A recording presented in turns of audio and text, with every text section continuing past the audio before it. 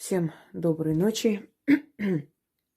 Итак, друзья мои, вот уже несколько дней пытаюсь выставить этот ритуал, никак не получается. Много дел, постоянно руки не доходят. Итак, очищающий костер.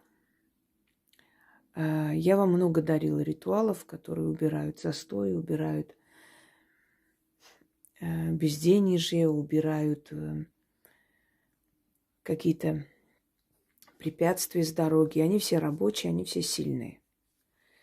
Но у каждого, естественно, своя энергия, знаете, память крови, родовая память. Поэтому каждому человеку подходит свой заговор, свой ритуал.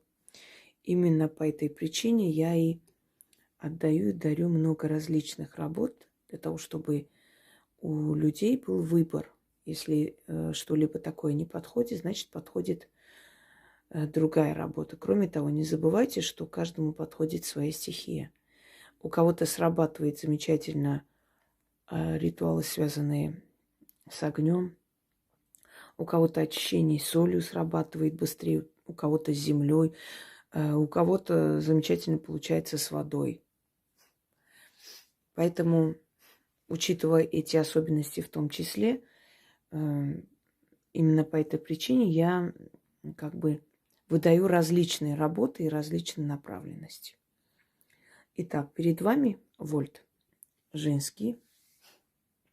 А вообще свеча, свеча вольт в виде женской фигуры. Такое продают, вы можете такое заказать, купить. Можете сами сделать вольт. Но, естественно, для мужчин это мужской вольт, для женщин женский. И он должен быть похож на человечка. Половые признаки не обязательно, но похоже на человеческое.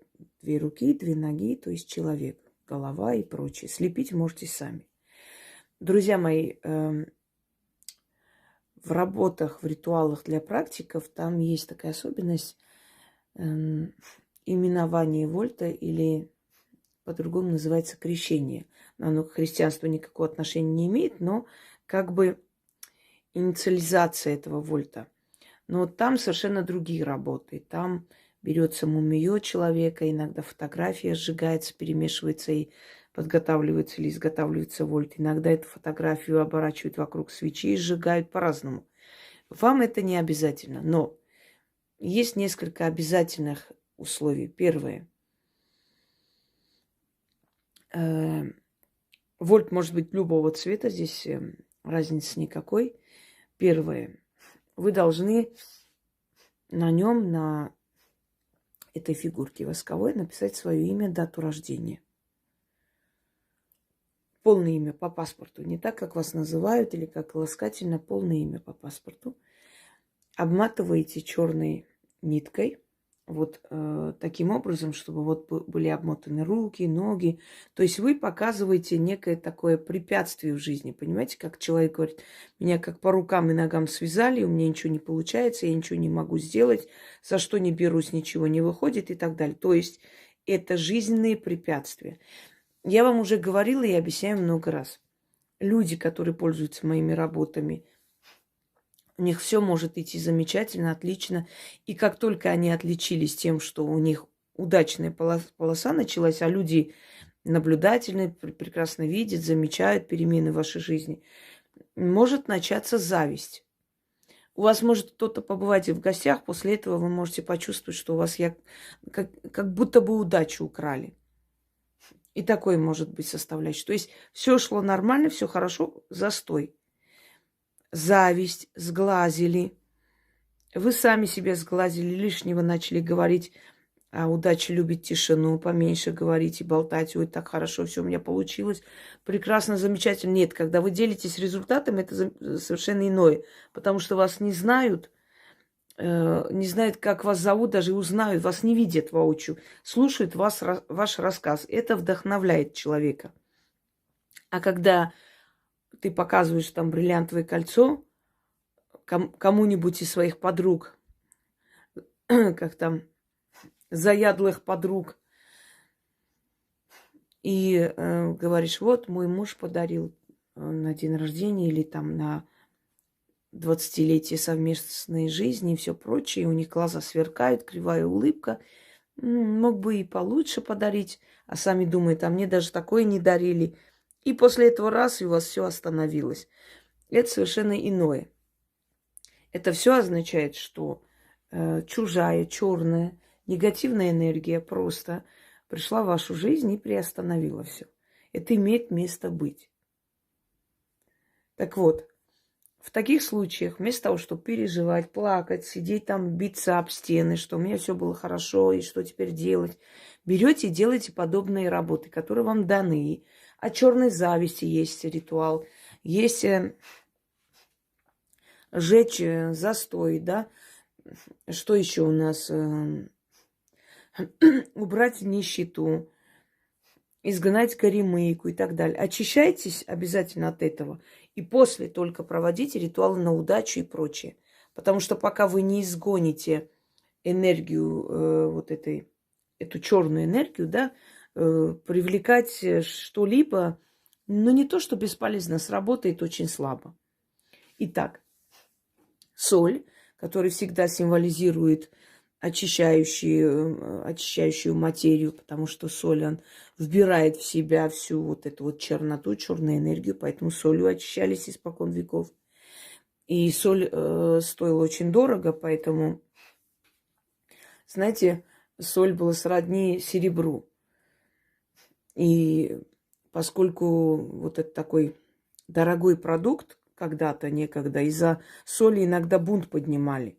Вот такой вот дорогой продукт, он редко находился, то есть тяжело добывался и был очень дорогой. И считалось, что если жертвуешь духом такую дорогую, ну не вещь, а дорогой материал, дорогой продукт, ингредиент, значит, эта жертва будет принята. И тем более, что кристаллы соли обладают очищающей энергией, силой. Соль, вольт в виде человека можете слепить сами. Значит, нужно обмотать черной шерстяной ниткой, обязательно из шерсти, не другой. В других ритуалах подходят другие. Здесь именно шерсть. Далее. 6 черных восковых свечей. Прошу не спрашивать у меня, где найти, а что делать, а можно ли фломастером красить. Нет. Воск должен быть черный, у него особая энергия. И работать сильнее. Я здесь сделала по стилю своей прабабушки. Она ставила свечи в зерно или в пшено, или в ячмень, одним словом. Считалось, во-первых, они лучше держатся, и считалось, что вся темная черная энергетика поглощается ячменем, а потом она это все, естественно, выкидывала. И знаете, что самое интересное? Обычно ячмень, когда кидаешь, или пшеницу, прорастает. Везде прорастает. А вот после этих чисток и прочее из-под свечей не растет. Такое ощущение, что из них вытягивалась жизненная сила, энергия жизни. Это все серьезно, это все реальность, это все есть, это все испокон веков было, это все работает. И поэтому ко всему этому относитесь серьезно. И соблюдайте все эти меры предосторожности, которые вам сказаны, и все вот эти особенности ритуалов и, скажем так, все условия. Если вы хотите, чтобы у вас получилось. Это так, просто для освещения, чтобы лучше было видно все действия, которые я делаю. Итак, вот таким образом, значит, зажигаем 6 свечей, потом зажигаем сам вольт. И он должен полностью растаять, вместе с этими всем должен сгореть. И, значит, все это уйдет, естественно, в соль. И после того, как мы 6 раз прочитали, мы ждем, пока этот вольт догорит. Потом это все вместе с 6 огарками свечей Все это кидаем. Ну, свечи можно потушить, когда вот прям догорит до этого предела. Естественно, можно потушить. Главное, чтобы основная часть сгорела. Это пшено вы поставите или 6 подсвечников, не имеет значения. Значит, вытаскивайте только свечи вместе с этой солью и с растаявшимся вольтом. Это все нужно перевернуть, черную материю. Вы можете использовать старые свои алтарные ткани. Вы же для чисток берете черный цвет, да, черные ткани. Вот, сохраните их, не кидайте, не выкидывайте. И можете потом в этих ритуалах использовать, когда нужно там, значит, в черную материю выносить, там оставлять. Вы можете вот эту материю использовать, потому что, во-первых, там уже грязно, там обожжённое, все такое, время от времени ткань меняется. И, во-вторых, она поглощает всю эту черноту, естественно, его просто хранить нет смысла ни для каких дел. А вот для таких вот работ, для таких чисток выносить, он замечательно подходит. То есть этот материал можете использовать в таких вот целях. Зажигаем вольт.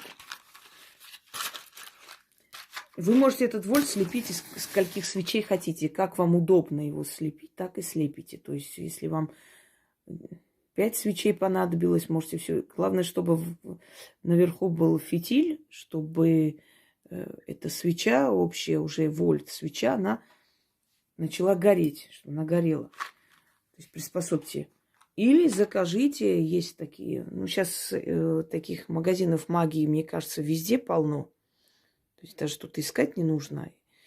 И везде есть подобные, скажем, атрибуты, свечи, все, что нужно для подобных работ. Сейчас все есть. Раньше люди своими руками все делали, передавали заодно и свою энергию. Сейчас можно готовые купить.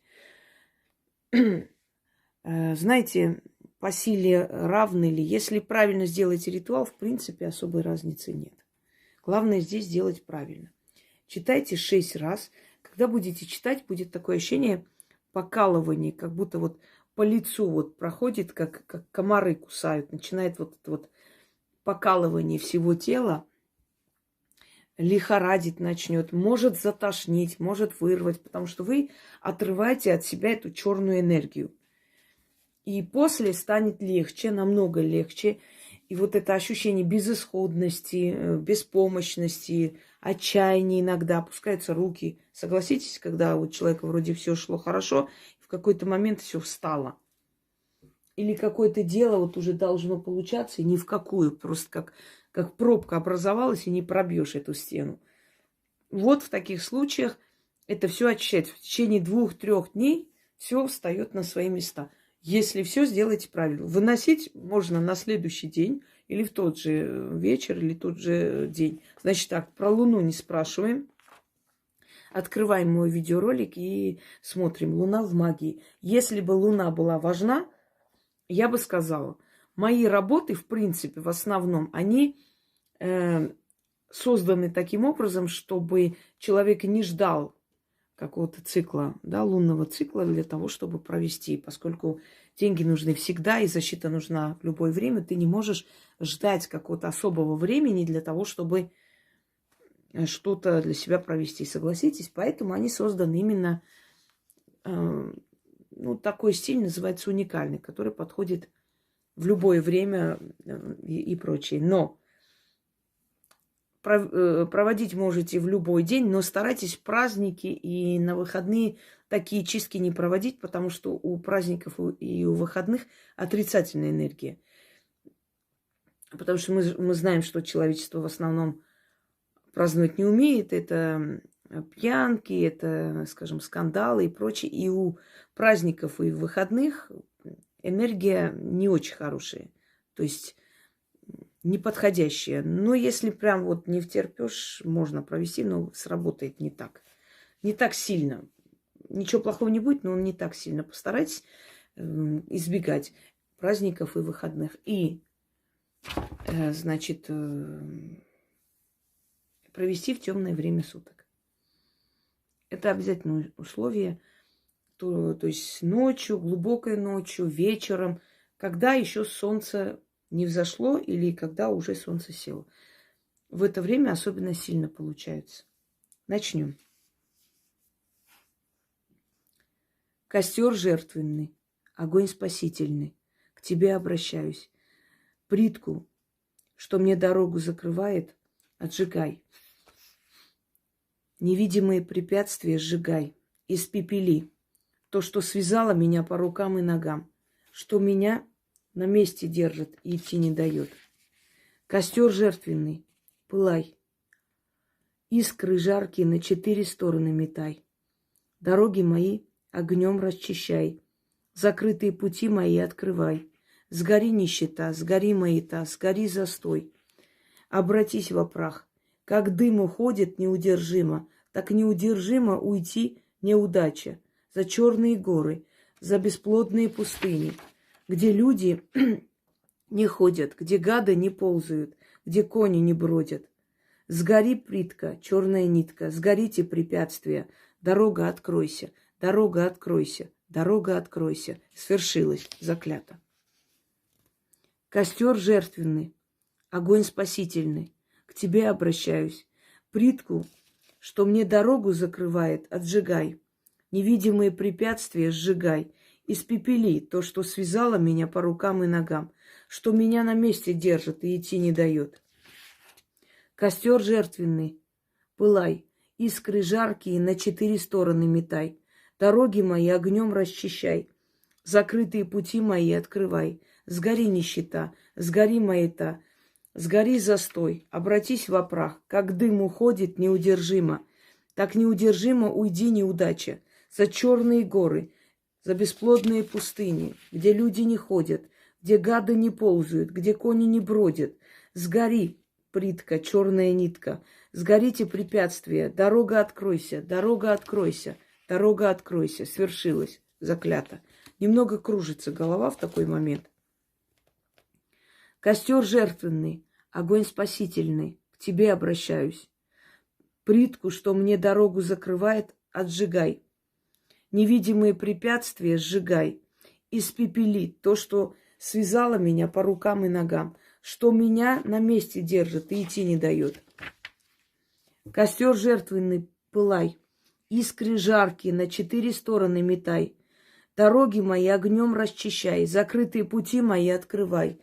Сгори нищета, сгори маята, сгори застой. Обратись во прах. Как дым уходит неудержимо, так неудержимо уйди неудача. За черные горы, за бесплодные пустыни, где люди не ходят, где гады не ползают, где кони не бродят. Сгори плитка, черная нитка, сгорите препятствия. Дорога откройся, дорога откройся, дорога откройся. Свершилось, заклято. Костер жертвенный, огонь спасительный, к тебе обращаюсь. Плитку, что мне дорогу закрывает, отжигай. Невидимые препятствия сжигай. Испепели то, что связало меня по рукам и ногам, что меня на месте держит и идти не дает. Костер жертвенный, пылай. Искры жаркие на 4 стороны метай. Дороги мои огнем расчищай. Закрытые пути мои открывай. Сгори нищета, сгори маята, сгори застой, обратись во прах. Как дым уходит неудержимо, так неудержимо уйди неудача. За черные горы, за бесплодные пустыни, где люди не ходят, где гады не ползают, где кони не бродят. Сгори, плитка, черная нитка, сгорите препятствия, дорога откройся, дорога откройся, дорога откройся. Свершилось, заклято. Костер жертвенный, огонь спасительный. К тебе обращаюсь, плитку, что мне дорогу закрывает, отжигай. Невидимые препятствия сжигай. Испепели то, что связало меня по рукам и ногам, что меня на месте держит и идти не дает. Костер жертвенный, пылай, искры жаркие на 4 стороны метай. Дороги мои огнем расчищай, закрытые пути мои открывай. Сгори нищета, сгори маята, сгори застой, обратись во прах. Как дым уходит неудержимо, так неудержимо уйди неудача. За черные горы, за бесплодные пустыни, где люди не ходят, где гады не ползают, где кони не бродят. Сгори, плитка, черная нитка, сгорите препятствия, дорога откройся, дорога откройся, дорога откройся. Свершилось, заклято. по-моему, 6 раз прочитала. Но учтите, если вы возьмете вот такую свечу, эта свеча будет гореть долго. Поэтому это тоже учитывайте. На всякий случай. Всем удачи, всех благ. И пользуйтесь, меняйте свою жизнь. Все в ваших руках. Просите, и силы вам помогут. Всем всего хорошего.